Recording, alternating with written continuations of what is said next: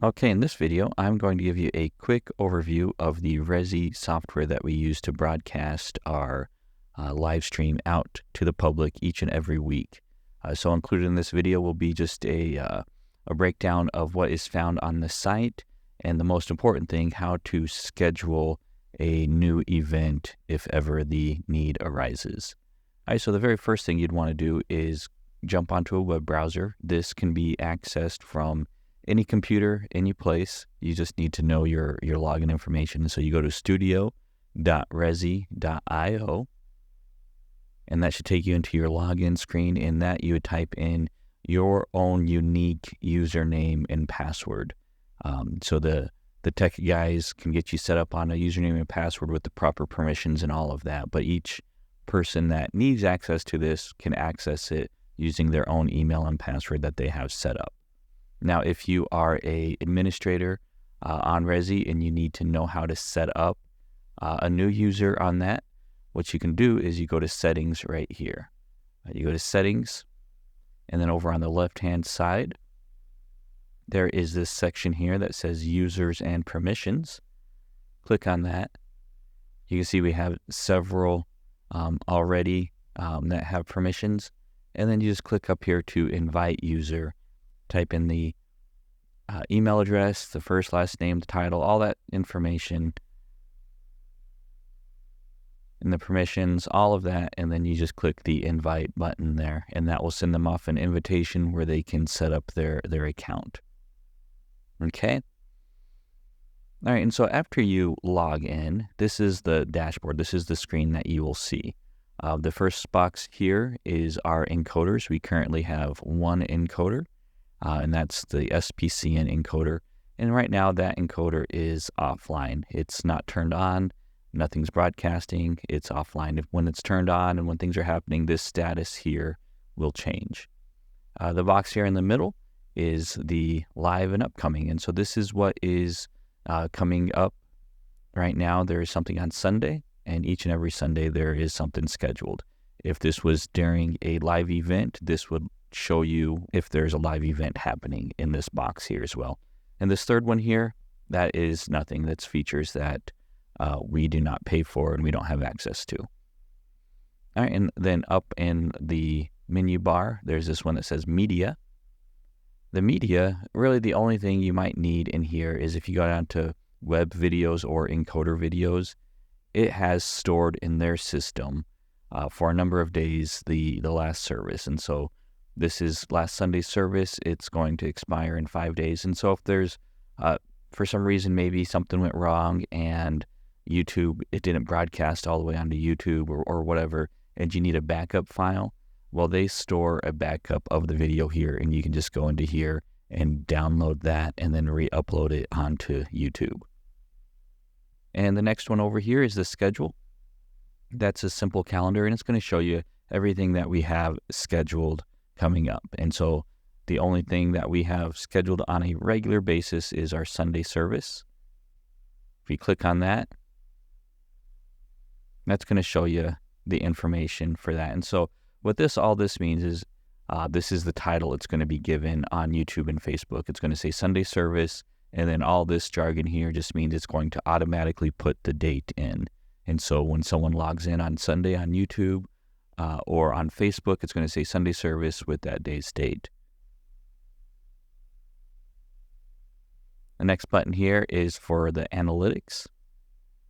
A lot of this information not really useful because, like, it says viewers 47. That's great, but if you click on it, it says watched it for at least 3 seconds, and so that's not super helpful information. And then the next one is settings. In the settings, there's various things over here on the side. You can look at the web presets, web channels. None of this you really have to tinker with. The one that might need updating from time to time would be the social media box or button, because that will make sure that the correct YouTube channel is still connected, and then the Facebook account is still connected. Now, the thing with the Facebook is the access that Facebook allows Resi to have, it expires from time to time, and when it expires, you'll get an email that says you need to update that, you need to reconnect, and then you just click a couple buttons and it's reconnected. And so all of these settings are settings that you don't need to change, you don't really need to mess with. All right, now let's go back to schedule. There's a couple different ways to add a schedule or add an event. You can, from the dashboard, if that's all you want to do, if you want to just log in real quick to add an event, you go to the dashboard and there's a button that says add event and you click on it and it's going to take you to the page. If you're in the schedule and you want to add an event, you can click this button up here, or you can pick the day of the week and you can see as you scroll over, it says add an event. And so if I had something coming up tomorrow, you just click add event, and then on here, you just go down and you fill in the information. So you type in the event name,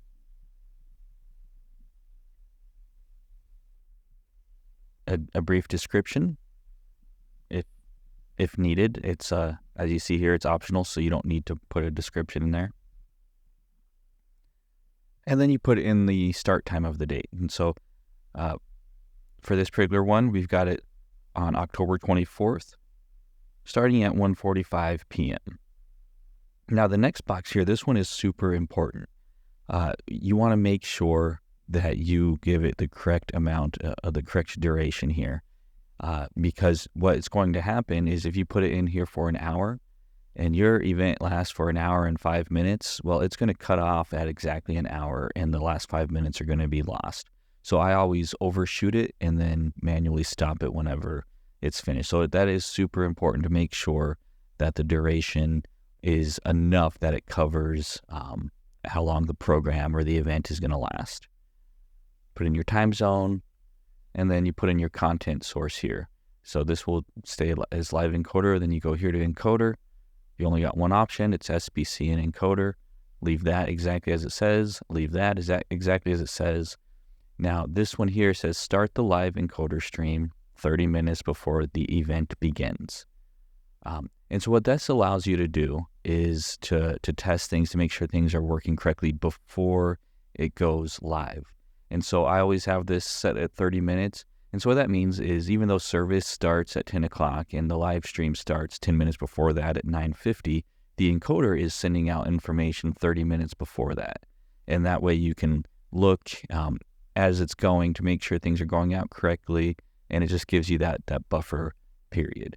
So this timer here, it's 30 minutes before the event begins.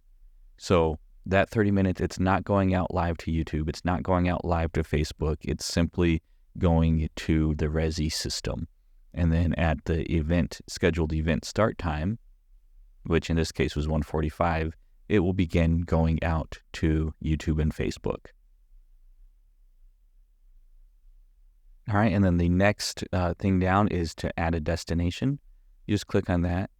You click on Facebook, click select an account. It will have the name of the person's account that is an administrator for the church. And then you go to the page, First Light South Portland Church of the Nazarene page, because that's where the destination we want it to go out to. Privacy is set to public, set to publish status. Web preset is default. All right, and then the broadcast time. And so what this is if for some reason you don't want the Facebook one to start until after the 1:45 start time, you can drag this up and make it where Facebook starts a little bit later. So if you have any particular reason why you don't want Facebook to start at the same time as YouTube or whatever, you can adjust this bar here. We've never had a reason to do that, so you'd want to just leave it just like that. This is the title of the video as it goes out on Facebook. This is the description, and then you just click add. And so now this stream will go out to Facebook, but we also want it to go to YouTube, so we click add destination. Go to YouTube, select the YouTube account, select your privacy, which is public, published. This is default. Again, this will, if you want YouTube to start at a different time than Facebook, you can drag that forward and pick a later start time. And then you just click add. And so now that event is scheduled or is set to go out to Facebook and to YouTube. And it's set for October 24th at 1:45 p.m. for a duration of 1 hour. And then to add the event, you just simply click save. And I'm going to save it here. And then you can see that it shows up on the calendar. All right, so let's take a look at inside of a scheduled event. So if you click onto the event, it's going to bring you to this page here with a few different options. The first box here is the encoder. And so if this is clicked and there's a video showing here, this video is what is being currently sent out on the encoder. That doesn't mean it's being sent out to Facebook or being sent out to YouTube. It's only being sent through the encoder. Okay? If you click onto Facebook, that will change here.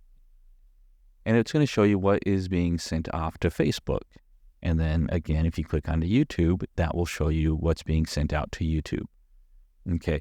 Now, one important thing to keep in mind is that these videos, Resi has a 90-second delay. And so what's happening is it's loading up all the information to Resi. Resi holds it for a minute and a half and then sends it out to YouTube. They do that so that if there's any information dropped or lost in that, they can kind of compile it, put it together, and send a complete package through to YouTube. And so what that means is when you're watching this video on here that's going out to YouTube, it's going to be a minute and a half delayed from what's happening in the room.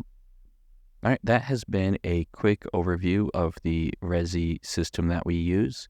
And if you run into any issues or have any questions, just be sure to ask one of us up there and we can do our best to help you out.